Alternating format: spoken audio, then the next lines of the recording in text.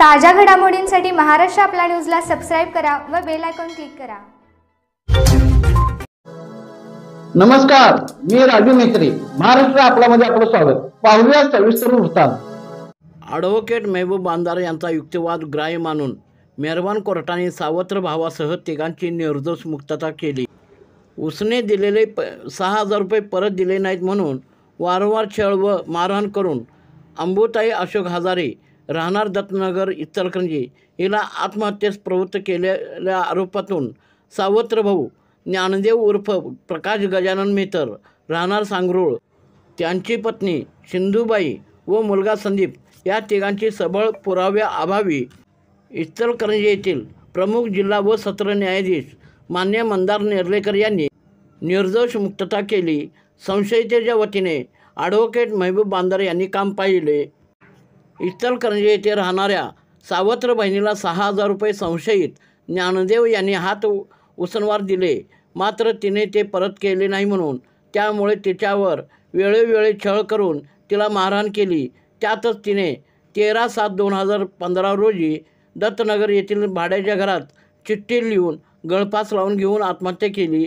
अशा प्रकारची फिर्याद 16/7/2015 रोजी मैताचा मुलगा दीपक अशोक हजारे यांनी शहापूर पोलीस ठाणे येथे दिली होती।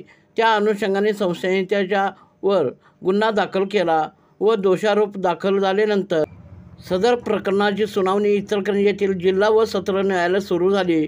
तपासी अधिकारी विठ्ठलराव भालेकर, मैताचा पती अशोक हजारे, मैताचा मुलगा फिर्यादी दीपक हजारे यांनी सरकार पक्षाच्या वतीने साक्ष दिल्या, मात्र संशयितेच्या तर्फे त्यांचे वकील महबूब बांदार यांनी घेतलेल्या उलट तपासात मुलाचे कर्ज बाजारीपणामुळे कारखाना विकला गेल्याने अंबुताई ह्या मानसिक टेन्शनमध्ये होती व तशीच वर्दी 13/7/2015 रोजी दीपकने पोलीस स्टेशनला दिली होती, हे साक्षीदारांनी कबूल केले।